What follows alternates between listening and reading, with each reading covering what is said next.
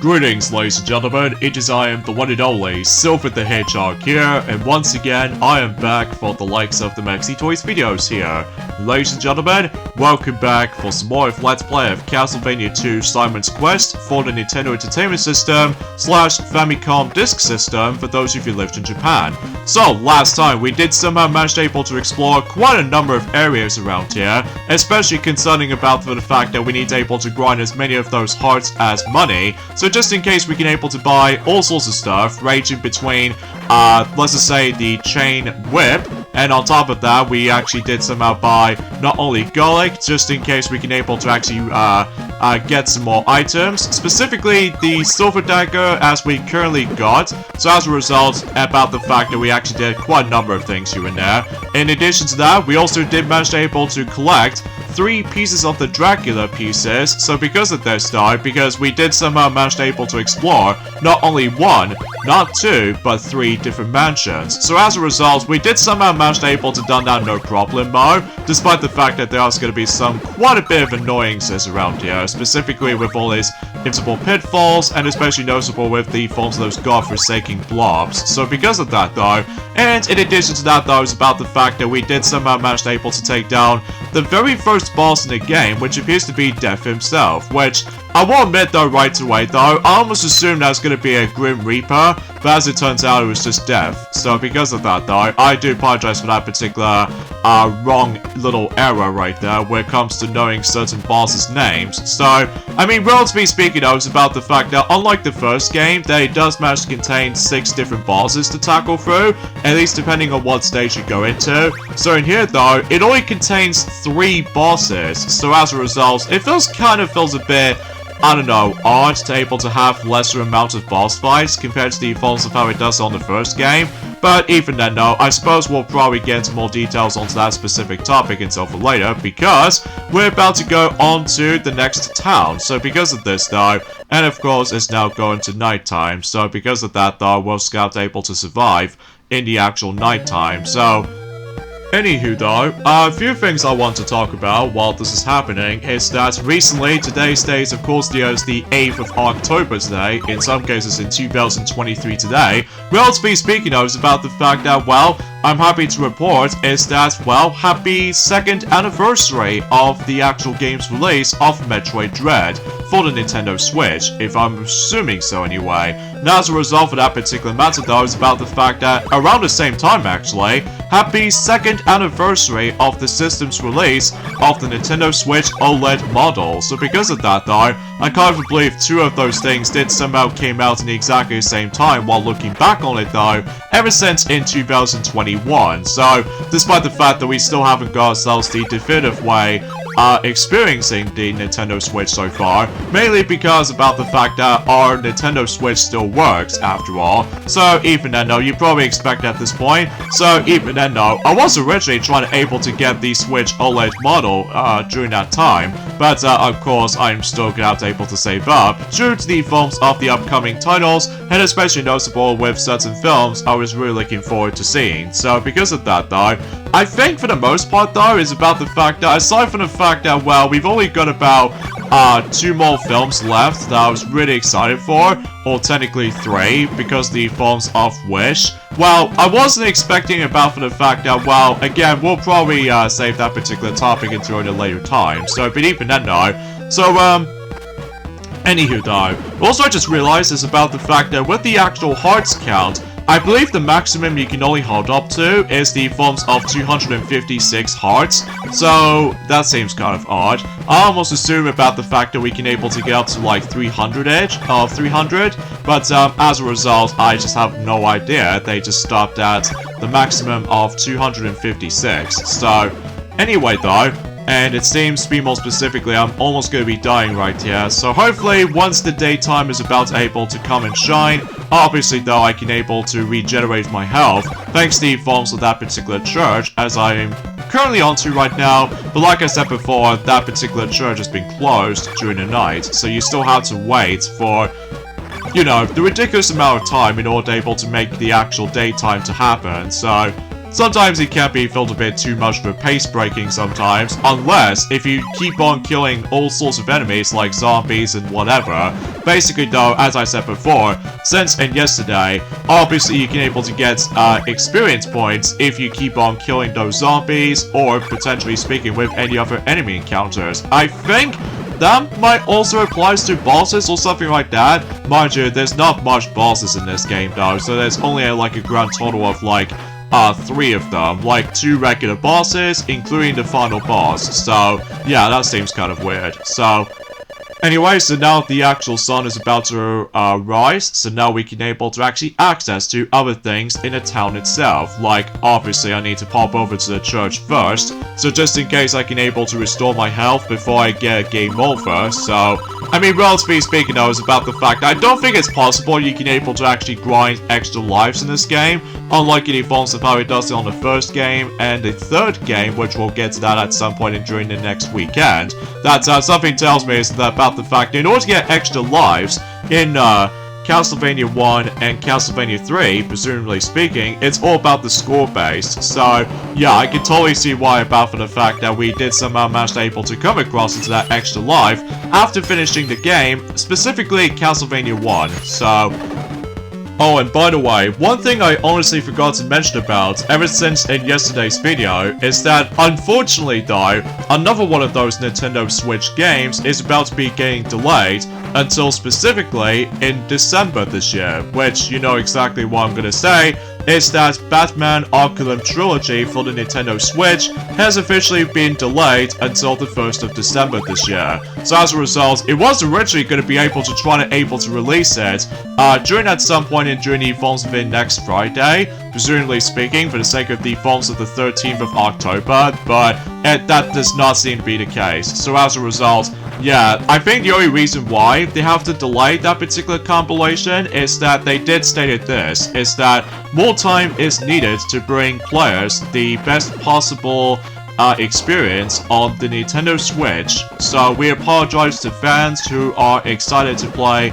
this version of the trilogy. Thank you for your patience. So obviously it makes a little bit more sense kind of thing about it, because obviously about for the fact that unlike in well, obviously the PlayStation 3 and the Xbox 360, and on top of that, well, to be more specifically with both Arkham Asylum and as well as Arkham City, that did somehow manage to came out on the PlayStation 3 and Xbox 360, and the visuals looks spectacular during the course of the PlayStation 3 consoles and the Xbox 360, and that is how that every now and then you can now able to actually re-brought these two games thanks to the forms of the duology compilation for the PS4 as well as Xbox One, and you name the rest. Whilst for some strange reason is that Batman Arkham Origins does not seem able to get re-released, aside from the fact that it's still pretty much stuck on the forms of not only the Wii U, but also with PC, Xbox 360, and PlayStation 3. My guess is about the fact that Arkham Origins is not exactly the most popular installment in terms of the forms of the Arkham series of games.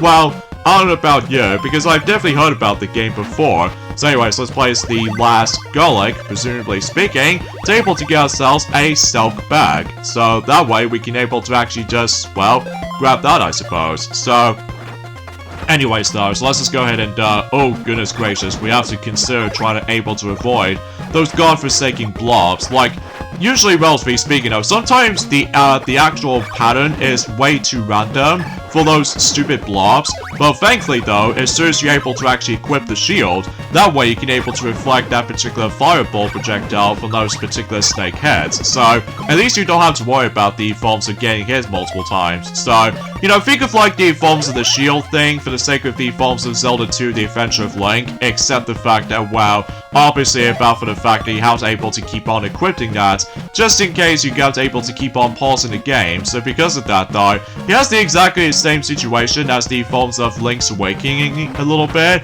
although mind you, this game did came out first before Link's Awakening came out on the Game Boy / Game Boy Color, so as a result, because the forms the item inventory, and thus you have less buttons to work with. So anyways though, so let's just go ahead and take down some more skeletons, as well as the forms of those weird creatures, so which I couldn't possibly think about on top of my head, honestly.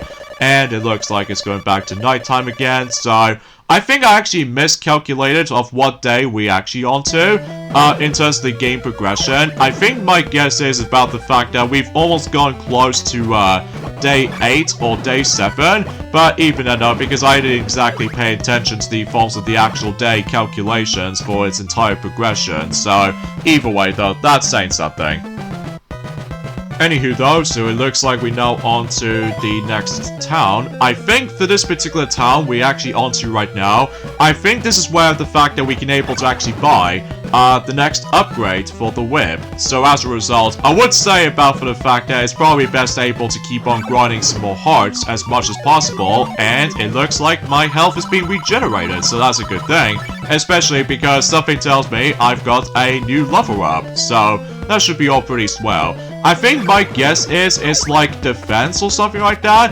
Well, mind you, I haven't exactly looked upon too much facts about the forms of this particular game itself. Although, mind you, about the fact that that was actually kind of a good thing, that we somehow leveled up during the forms of whenever we take down most of the zombies, so, but I digress. Speaking of which though, is about the fact that recently I've continued watching some more The Simpsons Treehouse of Horror episodes, and it looks like so far I've watched yet another 4 episodes so far. So as a result, I've watched the Treehouse of Horror 9, 10, 11, and 12. Just able to catch up, so just in case we can able to make our way, presumably speaking, for yet another numbered installments for the sake of the forms of the Halloween special episodes. So even then though, by that time until tomorrow though, I can easily decide able to catch up to watch not only 13, but also with 14, 15, and 16. So just in case about for the fact that, well,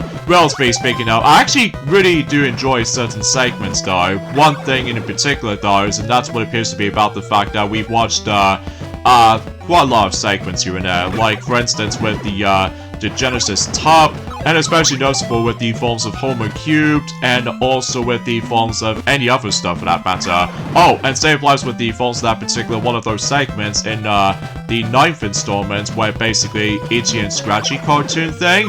Well, despite the fact that it's been a very long while since I actually have last watched The Simpsons, so even then no, because obviously with the Halloween motif that I was really into. So because of that though, speaking of something I was really into, man, I really love this music has been in the background, despite it's been a little bit repetitive every time when it gets to like nighttime, but even then though, because the reason why I'm standing right over there is because, you know, waiting times can be felt a bit of a pace-breaking department, so it looks like they're about to be doing, I was gonna do like a Simon Bill mod squatting for the actual rhythm of the music, but anyway, enough about that particular messing around kind of stuff, so, oh man.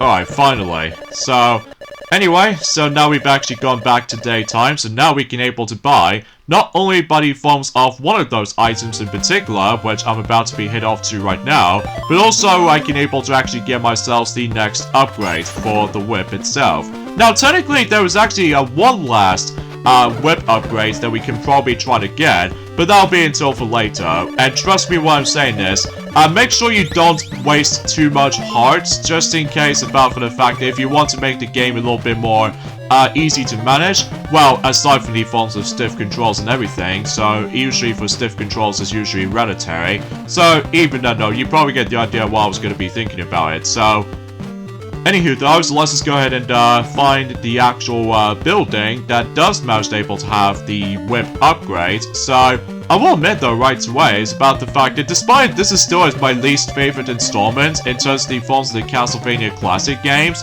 I'm not gonna lie though, I actually quite enjoy the experience by far, despite there are some glowing issues I have, but even then though, that'll be a topic for a later time, so even then though, presumably speaking though, once we do manage able to finish this particular game, so anyway, so it looks like we meet up with this guy right here, and here we have Morningstar. So as a result, that's the upgrade I was on about, and jeez, it's really dang expensive, like to be more specifically, 200 hearts somehow cost. So, yeah, because of that though, yeah, it's important to know you need to able to grind a heck of a lot more hearts, because items, especially the whip upgrades, like I said before, are expensive. So, yeah, you probably got able to keep on, you know, dealing with more zombies in the nighttime, so that way you can able to get more hearts than compensate. So, oh man, a lot of busy work, I'm telling you. It's just a lot of busy work. So, either way, let's, what's up with you, mister?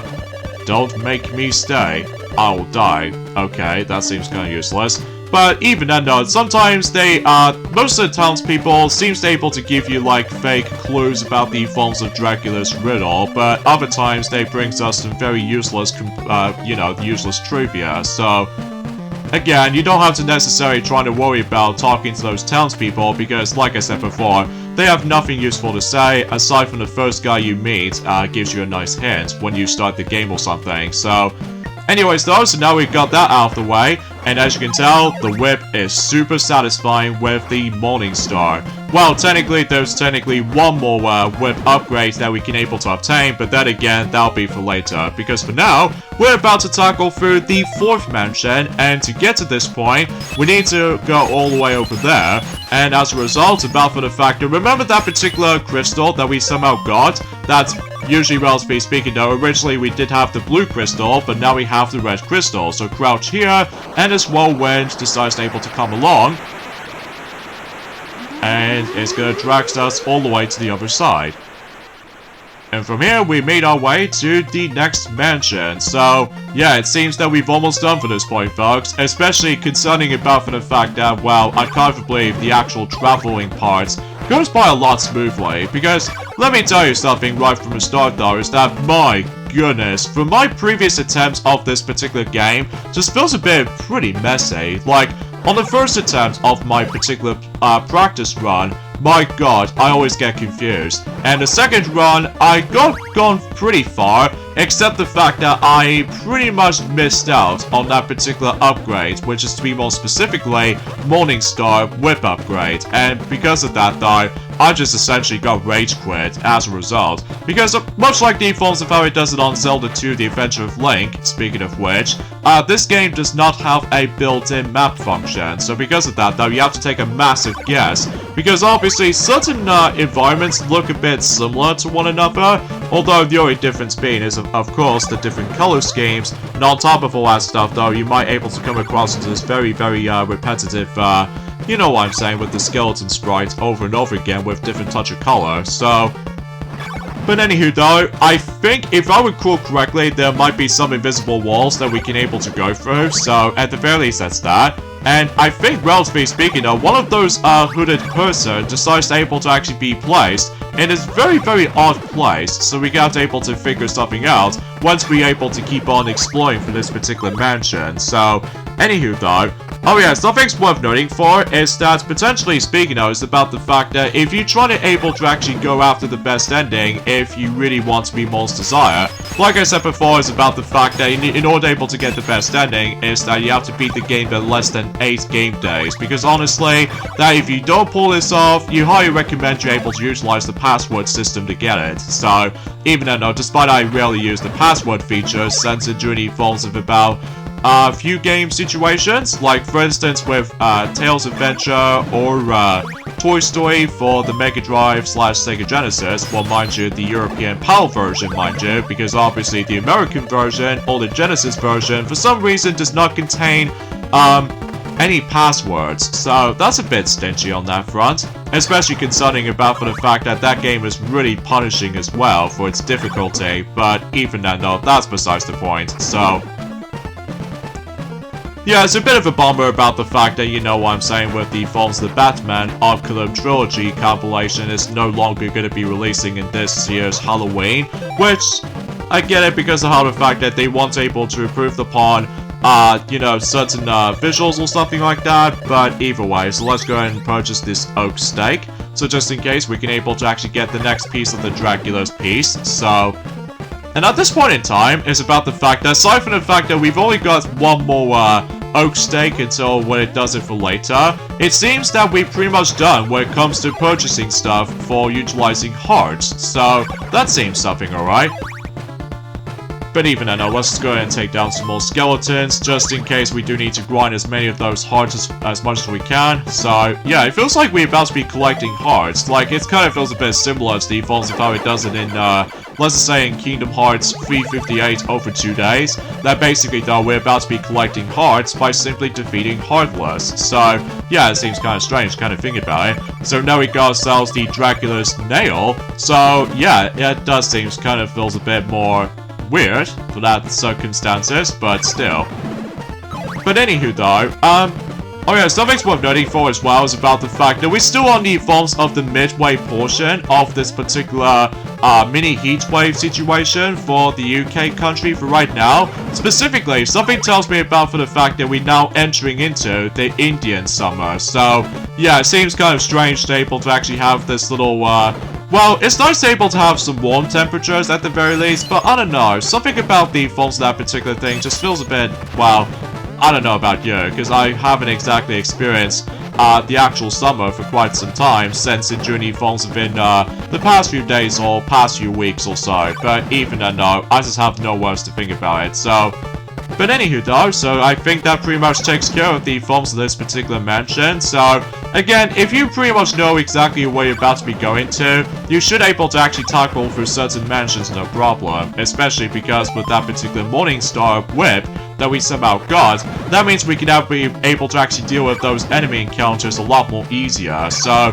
which is especially noticeable if we come across into the final whip, then basically though, that the particular whip we're about to go after makes things a lot more unstoppable. So, but before we leave, I need to grind as many of those hearts as much as I can, so just in case we can able to save up for the final item purchase. So, or quite a few items, potentially speaking though. I don't think it's possible for me to able to reach the highest level up system, because I will able to actually try my best able to sometimes ignore certain enemy encounters due to the forms of the mansion segments, but even then, that's as far as I can usually say about that, I guess. So,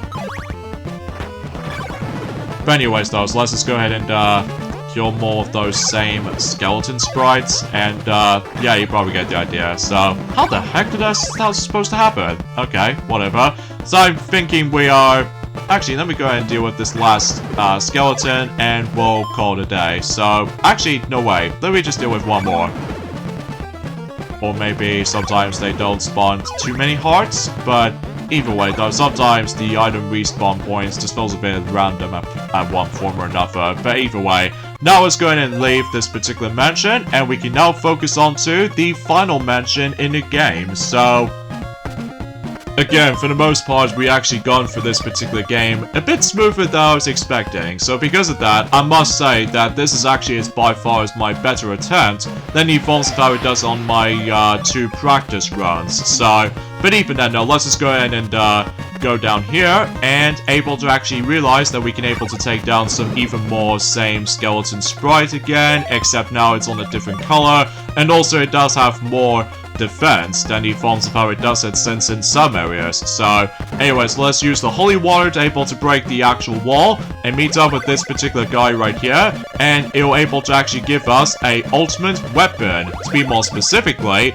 we've now able to actually get ourselves the fire whip or flame whip, to be more specifically. So yeah, this thing is a beast entirely, because relatively speaking, I was about the fact that, oh, now these platforms decide to show up. Okay, so yeah, this thing is well, pretty powerful, which as a result is a good thing we did somehow manage to get ourselves the flame whip, so just in case we can able to deal with the forms of some stronger variants for certain enemy encounters. So yeah, things should be going pretty swell, might add, because during the forms of my practice run, I've never actually got that particular whip upgrade, because in order to do that, you need to make sure you need to able to get yourselves the Morningstar whip upgrade in order to able to actually get to this point. So yeah, I never know until now anyway, after a few trial and error situations for my practice runs. So, but even then though, it's a good thing we did somehow manage to be able to pull this off anyway. So anyways though, so let's just go ahead and beat some more of those skeleton heads, including with this flame man or anything else like that, or this weird enemy as far as we did somehow manage to take down and what have you. And it looks like we need to utilize one of those special items that we need to use by able to make us invincible for a few seconds. So, and while at it though, we've been interrupted by that text box once again. So, I suppose it really doesn't matter, because I think this is actually the final time we're going to be able to be seeing nighttime right here, because by that time, once we're able to obtain the 5th and final piece of the Dracula, then obviously we're about to head back into the Falls of the Castlevania itself. So, yeah, that should be pretty slow, I might add. So, despite I just got hit quite a few times, not only because the forms of certain enemies that attempt to show up in this poison swamp, but also we ended up in the actual swamp anyway, and it does manage to drain our health. So, here we go, folks, on to the final mansion in the game. So as a result, I'm guessing about for the fact that it might contain a boss in here, because unlike the 4th mansion, there was no boss to be fought against. So, still, it's pretty strange to be able to have a limited amount of those bosses, and especially noticeable is worth noting for, as I mentioned this before, the entire soundtrack in this game is incredibly limited. So, yeah, at least the music is dang good, but it's just that, well, that can really nothing able to actually say about that, I suppose, but even then though, that's for a topic for later. So, yeah, overall, I just found this particular game to be an okay experience for my honest opinion for its taste, but despite that though, it does have some good highlights though, like for instance, like I said before, the music is actually really good, and also the visuals do look a bit, well, pretty cool looking, even though they might be felt a bit rough around the edges at points, but even then though, especially noticeable, there are a couple of times there was a lot of slowdown here and there. So, but apart from those aside things though, I just find this game to be an okay experience. Well, assumingly we're able to actually go into the 3rd Castlevania game called Castlevania 3 Dracula's Curse, my god, it will be an entirely different experience all things considered, due to its well, not only more enemy encounters and also more frustration. So, yeah, you probably get the idea of how this is going to turn out. So, alright, here we go. We're about to be buying the final oak stake, so just in case we can able to use that, so just in case we can able to get the 5th and final piece of the Dracula. So, even then though, and that was it. That's pretty much as far as we can able to deal with the Forms Those Hearts. Aside from the fact that, well, relatively speaking, that was about the fact that we can able to actually go back into other shops, so just in case we can able to actually keep on buying. Well, for the most part, I'm thinking we're basically done with the Falls of the Garlics, because we only obtained 2 items, basically, when it comes to only utilizing 2 Garlics. So, relatively speaking though, oh, by the way, don't fall off onto the left right there, because otherwise you have to go all the way back around again. So just jump onto the right, just in case, apart from the fact that despite we had to deal with those 2 enemies down there. So, thankfully, with the actual secret flame, that way we can able to dish out as many of the damage on these 2 guys as much as we can. So, anyway, so that pretty much does it from here, and we can go down, and we can presumably move on to the next room, which pretty much leads us to the 2nd boss in the game, called Camilla. Well, I'm sure that Camilla may look a bit challenging.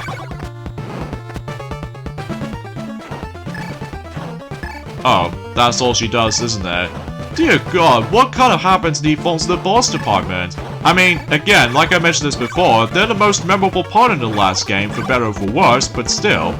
Like, seriously, this particular boss is just a joke. Like, a complete joke.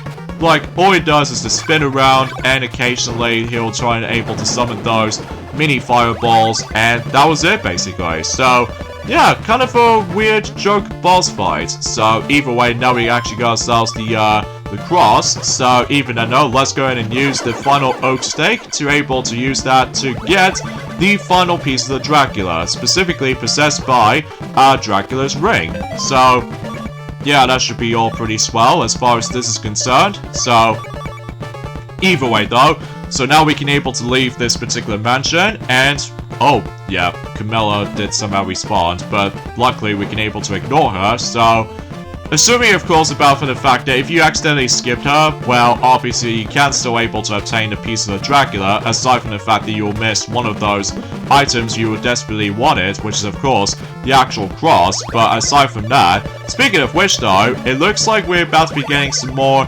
Lorios, I think that's what it says anyway, despite the fact that it's been about quite a few hours ago since I actually have last played this for sure. Mind you, the good thing about this is though, is about the fact that we are basically almost done with this game, so, and we're able to move on to the third Castlevania game, which is of course, like I said before, Castlevania 3 Dracula's Curse, and, well, I think we'll probably pretty much have to save that particular topic and during at some point until next weekend. So, because trust me, what I'm saying is that is going to be one of the hardest games to able to tackle through for the Castlevania game by far. I mean, relatively speaking though, because of its nerve-wracking difficulty. Well, to be more specifically, depending on what version of the game you're playing, either on the NES version or the Famicom version, so, but even then though, that's all I can really imagine for saying that, so. In fact, it seems kind of weird to me though, is about the fact that, well, usually as I said before, is that the Famicom Disk System version of this game does utilize the save feature, whilst on, it feels a very similar situation as the forms of how it does it on the first Metroid game, that also utilizes the save feature on the Famicom Disk System. And also what I found was a little bit weird is that between both Castlevania and Castlevania 2 Simon's Quest, at least in the Japanese release, only came out on the Famicom Disk System versions, whilst unlike the third entry, only came out on the Famicom as the cartridge. So, I'm not exactly sure how they're going to be able to be represented for it, but still. Alright, so we're almost there, so we need to able to take down some more skeletons. Ah, dang it, I got killed by the bone. Okay, whatever. Aside from the fact that we don't have to worry about getting the game over anytime soon, because obviously, like I said before, if you get a game over, you lose all of your hearts. So, but I don't think we need to able to be worried about this, assuming if we do come across into the first game over on this run, I think something tells me if we go to the left, I don't think there's anything else we can go there. So, instead, we need to go to the right, so, just in case, about for the fact that, well, presumably speaking, we have basically done every single mansions in Castlevania 2 Simon's Quest. So, I must say though, despite the fact that it's gone pretty okay for the most part, just for a matter of the fact though, that I somehow managed to beat the actual mansions as quickly as I possibly can. So, even then though, kind of thinking about it, that it also kind of reminds me of Luigi's Mansion 2 a little bit, except the fact that it's all mission structure instead of the forms of this particular non-linear design. So because of that though, even though sometimes I will admit though right away, is that Luigi's Mansion 2 feels a bit kind of linear in some scenarios for the sake of the forms of certain missions, depending on what missions you go into, but I'm sure we'll discuss more about it once we get to next year for doing Luigi's Mansion 2 on the Switch. So, presumably speaking though, for its HD port or something like that, so. Anyway though, I suppose no matter what though, I don't think we can able to be necessarily trying to worry about just going back to the towns, because I think, relatively speaking though, we're actually getting very close to able to actually explore that particular Castlevania itself. So, but even then though, we still need to able to actually go through tons of enemies, and even especially noticeable once we get close to Castlevania, obviously we will come across into certain stronger tough enemies here and there, so. And it seems that it looks like it's almost going to be in daytime, so I think once we're able to keep on going, obviously the text box will decide to interrupt our progression at some form or another, so but even then though, yeah, it feels like we're actually not doing too bad, despite there are some frustrating moments here and there, but still, I feel a little bit more tamed about it, but even then though, again, once we get to Castlevania 3 Dracula's Curse, my god, that would be an entirely different beast altogether, so. But anyways though, so let's just go ahead and keep on moving. And my goodness, the actual flame whip is so satisfying to able to utilize with, especially because again, it's incredibly powerful, and on top of all that stuff though, it is a true definition of the best whip in the entire game, so I go straight up for this point right there, so. And I think this will be the last time we're going to be seeing those zombies, because it looks like that it's almost getting into daytime, so. Again, waiting times is a bit of a nuisance, but still, I could imagine if Sonic were able to actually experience this game, he will be pretty much impatient, so, because you know, he doesn't like waiting around most of his time, so. Alright, there he goes. So now we can able to actually just, well, do the last few bits of this particular town location, so. So let's see what's in here. Hello there, crouching lady, having a good deals? Well, geez, that was the last time I barged in someone's house. A nerve. Anyways, though. Alright, so let's just go ahead and, find our church, so that way we can able to heal up for presumably for the final time, because like I said before, I don't think it's a possibility we can able to get our health upgrades for the sake of the forms of leveling up experience, but even I know, I think our miles will be okay for the sake of the forms of the final stretch of the game, so... Although before we do all that stuff though, let me quickly double check what's in here, just to ensure about for the fact that, well, certain floors has already been breakable already, so... But anywho though, so let's talk to this guy right here, and yeah, why not? We'll buy the last few sets of these low rows, I think is what it says anyway, so yeah, we'll go for that.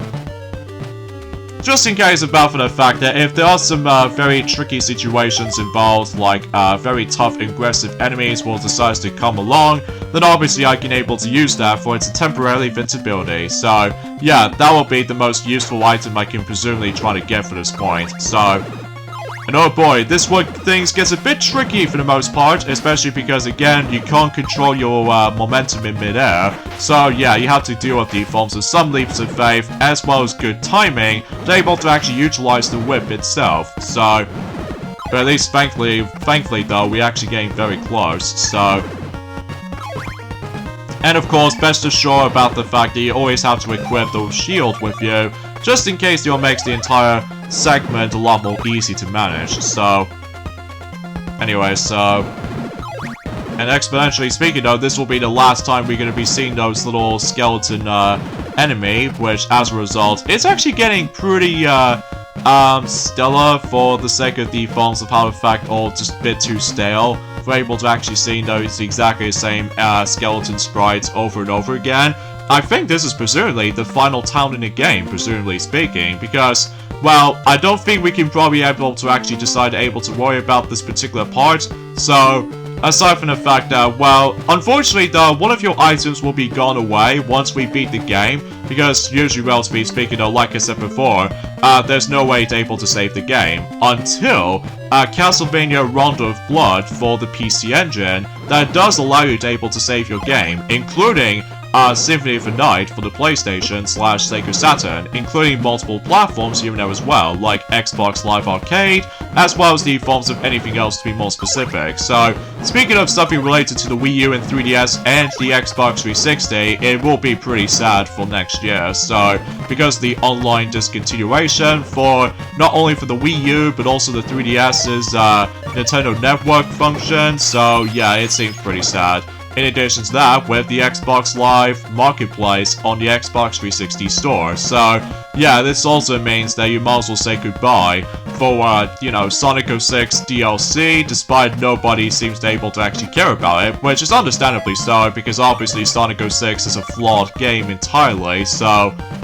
But either way, after we go across this little bridge right there, we've made our way to the Castlevania, which thanks to the intrusion of the last game, is dark and grim and has absolutely no obstacles. I mean, relatively speaking though, all we really got in here is just a whole bunch of staircase, and that's all there is to really think about it. Kind of boring to be honest, but at the same time, it feels like a sense of paranoia. So as a result of that particular matter though, we need to make our way downwards, so just in case we can able to actually guarantee to face up against with, presumably, the final boss of the game.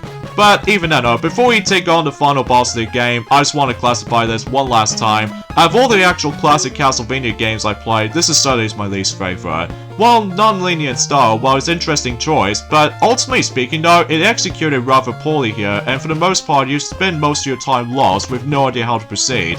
Like, I blame the poorly written dialogue, but there's nothing to you might as well able to actually consider this the actual fact. And the controls is once again still an issue. Like, not so bad as last time because of the forms of the non-linearity thing you can go into, but it's incredibly apparent if there's water pits involved. Seriously, the expected to be able to do jumps like that is just plain ridiculous. And the music is pretty good, but that doesn't usually save the guarantee for this point. But anyway, once we deal with the forms of the 5 pieces of the Dracula, we can able to confront with the Count Dracula himself. And he's disgustingly easy. Yeah, he's big, and if you manage to touch him, it really hurts, but let's see. yeah, potentially speaking though, in the beginning portion of the fight, you can able to actually score for about 10 hits before he decides to move, and after a few hits later, bam, he will be toasted for sure. So I mean, relatively speaking though, that's a pretty laughable boss fight. So there we go, folks. That was it for Castlevania 2 Simon's Quest. And depending on how fast you beat the game, you can get one of 3 endings, like I said before.